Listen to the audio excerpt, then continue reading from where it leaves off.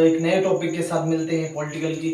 Last class में हम जो पढ़ लेते हैं right to freedom of religion पढ़ रहे थे, जिसमें आर्टिकल 25 एंड 26, 27 एंड 28 को देखे थे। काफी बढ़िया टॉपिक था और काफी रेलेवेंट टॉपिक था, वो काफी एग्जाम में पूछे जाते। और ये उससे भी जो इम्पोर्टेंट टॉपिक है कल्चरल एंड एजुकेशन राइट्स, इसके बारे में पढ़ेंगे। काफी छोटा टॉपिक है लेकिन है बहुत महत्वपूर्ण। ये टोटली एक माइनॉरिटीज अल्पसंख्यक के लिए के ऊपर डिपेंडेड है। अल्पसंख्यक का कैसा मतलब उनकी लैंग्वेज, उनकी स्क्रिप्ट, अपनी कल्चर को संरक्षण प्राप्त, प्रोटेक्शन प्राप्त है, उनके बारे में डिटेल से पढ़ेंगे और काफी मजा आने वाला है इसमें। सिर्फ बस बने रहिए लगातार वीडियो के साथ। देखिए आर्टिकल 29 के साथ अगर पढ़े तो इसमें है प्रोटेक्शन इंटरेस्ट ऑफ माइनॉरिटीज, अल्पसंख्यक के हितों की संरक्षण। बहुत सिंपल भाषा में इन्होंने मैंने बता रखा है कि प्रोटेक्शन इंटरेस्ट ऑफ माइनॉरिटीज, अल्पसंख्यक के हितों का संरक्षण। क्या है अल्पसंख्यक? जो हमारे देश के अंदर आप जानते हो कि मतलब अल्पसंख्यक को दिया गया, चाहे वो अपनी नागरिक, जो अल्पसंख्यक नागरिक है ये, और नागरिक किसी अनुभाग को अपने भाषा, लैंग्वेज, लिपि, स्क्रिप्ट, संस्कृति को बनाए रखने का पूरा अधिकार है। जो एक हमारे देश के अंदर अल्पसंख्यक है, माइनॉरिटीज को पूरा अपने स्क्रिप्ट, कल्चर, लैंग्वेज को बनाए रखने का पूरा अधिकार आर्टिकल 29 क्लोज 1 देता है। और ये स्टेप से हमने पढ़ा कि जितने भी हमारे देश में अल्पसंख्यक उनको ये अधिकार मिलते हैं। फिर अगर हम आर्टिकल 29 की बात करें तो ये क्या है कि ये राज्य वित्त पोषित शिक्षण संस्थान, जो राज्य द्वारा चलाए गए शिक्षण संस्थान है, जो एजुकेशनल इंस्टीट्यूट वगैरह है, उन संस्थान में केवल धर्म, वहां पे देखो क्या करा है, उन संस्थाओं में केवल धर्म है ना, मूल वंश, जाति एवं भाषा के आधार पर भेदभाव नहीं किया जाएगा। आपको बताया कि जो भी अगर जो राज्य वित्त पोषित जो अल्पसंख्यक संस्थान है, इंस्टीट्यूट है, चाहे एजुकेशनल इंस्टीट्यूट हो, वहां पे जो है ना, वहां पे केवल धर्म, मतलब वहां पे धर्म, मूल वंश और भाषा के आधार पर कोई भेदभाव या कोई रिजर्वेशन, कोई भेदभाव नहीं किया जाएगा। आपको यहाँ बकायदा लिख दिया गया, ठीक है ना। तो आर्टिकल 29 में यही है, काफी ज्यादा बड़ी बात नहीं है। आर्टिकल 29 सिंपल सी बात है, किसी भी पूरा का पूरा एक अल्पसंख्यक पे आधारित है। ये सिंपल एक है कि अल्पसंख्यक अपनी भाषा, लिपि, संस्कृति को बनाए रखने का पूरा अधिकार देता है। फिर उसी तरह आर्टिकल 29 क्लोज 2 में अगर देखें तो अल्पसंख्यक जो राज्य वित्त पोषित अल्पसंख्यक संस्थान, जो राज्य वित्त पोषित शिक्षण संस्थान में कोई धर्म, मूल वंश, जाति या भाषा के आधार पर भेदभाव नहीं किया जाएगा। ये दो है और आपको समझ में आया होगा क्लियर से। अब हम आर्टिकल 30 पे आते हैं, काफी सिंपल है। क्लोज 1 में इसने बताया है कि अल्पसंख्यक अपने शिक्षण संस्थान में जो भी अल्पसंख्यक हमारे माइनॉरिटीज है इस इंडिया के अंदर, उसमें उनको पूरा का पूरा शिक्षण संस्थान स्थापित एवं प्रशासन कर सकते हैं। अगर आप बताइए कि कोई भी अल्पसंख्यक माइनॉरिटीज है, माइनॉरिटीज को पूरा पावर है कि वो अपने ही अल्पसंख्यक संबंधित शिक्षण संस्थान, एजुकेशनल इंस्टीट्यूट या कोई भी संस्था खोल सकते हैं, ठीक है। तो उनका प्रशासन नियंत्रण भी कर सकते हैं, ठीक है। ये इन्होंने बता रखा है।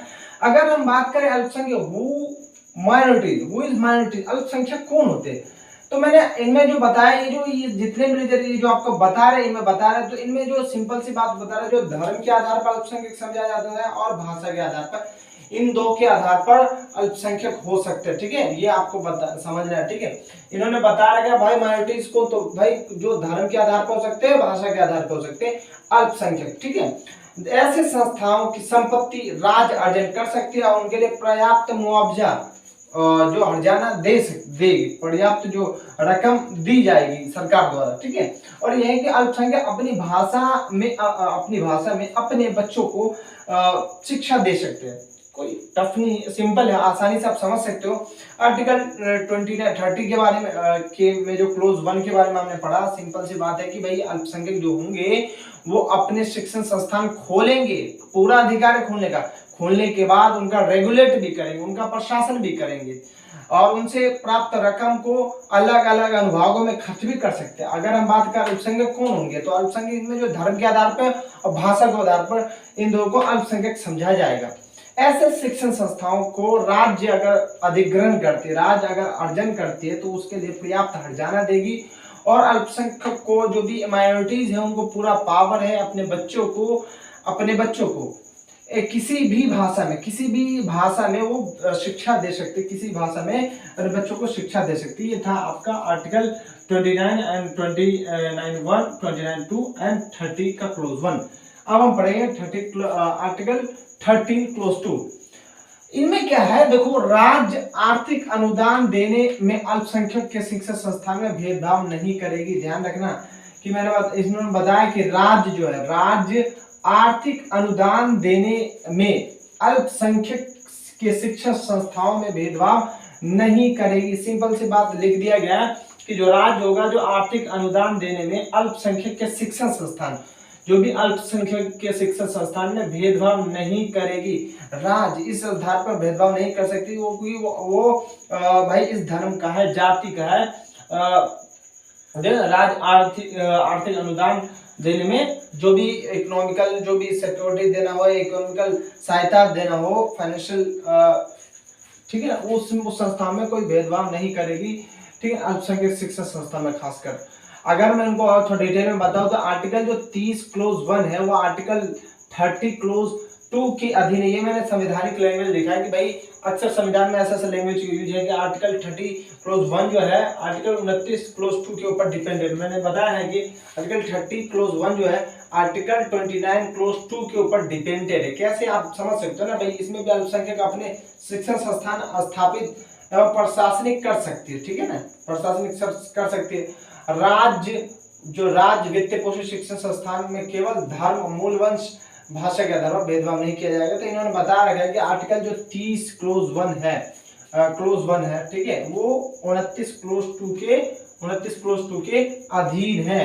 इन्हें बोला प्रवेश में आरक्षण व्यवस्था लागू नहीं होगी। इन्हें बता दिया कि भाई अल्पसंख्यक होंगे, कोई भी होंगे, तो प्रवेश में जो रिजर्वेशन मिलती है वो नहीं मिलेगी। ये है आर्टिकल 13 क्लोज 2। तो आई होप ये पूरा आपको समझ में आया होगा कि भाई क्या है आर्टिकल 29, आर्टिकल 30। आर्टिकल 29 के बारे में हमने सिंपल सी फिर से अगर रिवीजन, पहले मैं इनको बता देता हूँ कि अल्पसंख्यक संस्थान बहुत सारे, अगर मैं देखा है तो बहुत सारे प्रकार के हो सकते हैं।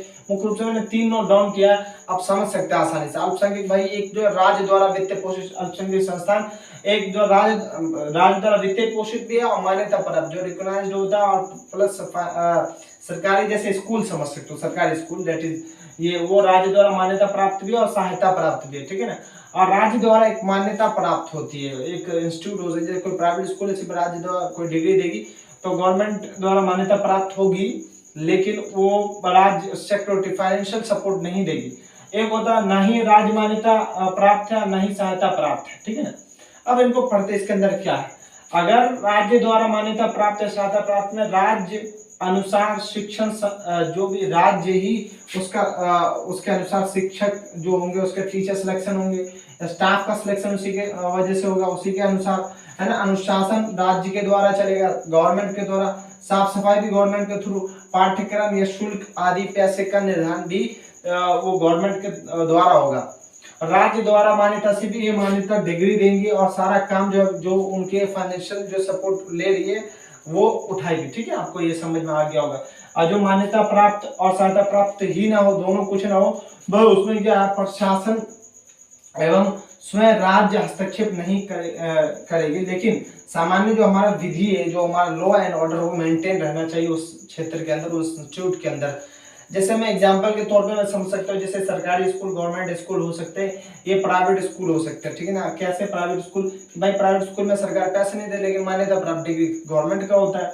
मान्यता प्राप्त, सहायता प्राप्त, जैसे कुछ ऐसे मदरसे हैं जो मैं बताऊँ, जो नहीं राज्य द्वारा मान्यता प्राप्त है, नहीं राज्य द्वारा चलाए, उनके द्वारा पैसे दिए जाते। तो इस टाइप से आपको मैंने बता दिया कि आर्टिकल 29 से 30 तक क्या है। फिर से मैं रिवीजन करा देता हूँ। आर्टिकल 29 क्लोज 1 29 में दिया है प्रोटेक्शन ऑफ माइनॉरिटी, जो प्रोटेक्शन इंटरेस्ट ऑफ माइनॉरिटी है कि अल्पसंख्यक के हितों का संरक्षण। टोटली ये जो दोनों है, ये सारे माइनॉरिटीज के ऊपर डिपेंडेंट। मैंने इसी में बताया कि इसके अंदर कल्चर के बारे में 29 के बारे में है और एजुकेशन के बारे में 30 के बारे में। तो 29 में जो है भाई कि सिंपल सी बात बता, नागरिक किसी भी मतलब अल्पसंख्यक का हो, अपनी स्क्रिप्ट, भाषा, लिपि को बचाने का पूरा उनके पास पावर है।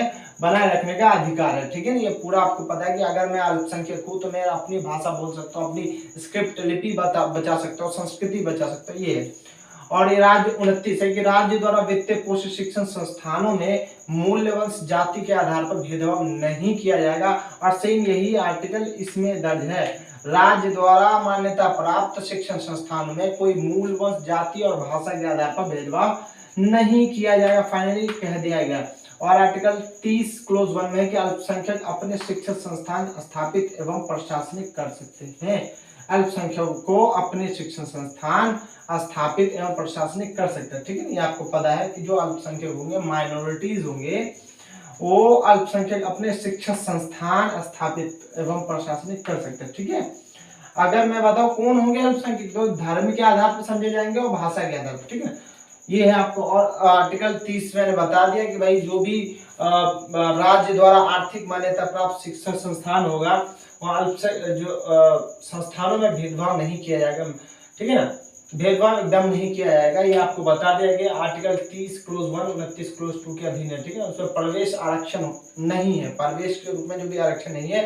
3 टाइप से मैंने माइनॉरिटीज के डिफाइन किया है, तो भाई सरकार द्वारा, गवर्नमेंट राज्य द्वारा मान्यता प्राप्त और उसके द्वारा सहायता प्राप्त। एक है मान्यता प्राप्त है लेकिन सहायता प्राप्त नहीं है, और एक है जो मान्यता प्राप्त भी और सहायता प्राप्त है।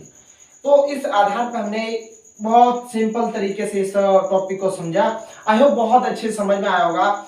ये कोई टफ नहीं है और आसानी से आप समझ सकते हो। बस बशर्ते क्या है कि आप जो भी यहाँ कर रहे हो आपको कॉपी में नोट डाउन करना पड़ेगा और उसको बार बार रिवीजन करेंगे। देखो ये फंडामेंटल राइट एक ऐसा है जो आपको हर एक किसी भी कंपटीशन एग्जाम में आप खोल के देख लीजिए, बार बार इसी चीज से, चाहे वनडे एग्जाम हो, किसी भी सिविल सर्विस एग्जामिनेशन हो, ये बहुत रिलेवेंट टॉपिक है किसी भी एग्जामिनेशन के दृष्टिकोण से देख लीजिए, और एज अ ह्यूमन बीइंग भी, एज अ इंडियन पर्सन के हिसाब से भी देख लीजिए, आपको समझना बहुत जरूरी होता है, ठीक है। तो आई होप समझ में आया होगा। मिलते हैं नेक्स्ट वीडियो में। आप हमारा जो है आर्टिकल 31 है जो पढ़ेंगे, संवैधानिक उपचार का अधिकार, राइट टू रेमेडी, तो उसको पढ़ेंगे और आगे बढ़ेंगे। आई होप ये वीडियो आपको अच्छा लगेगा हो। Thank you very much.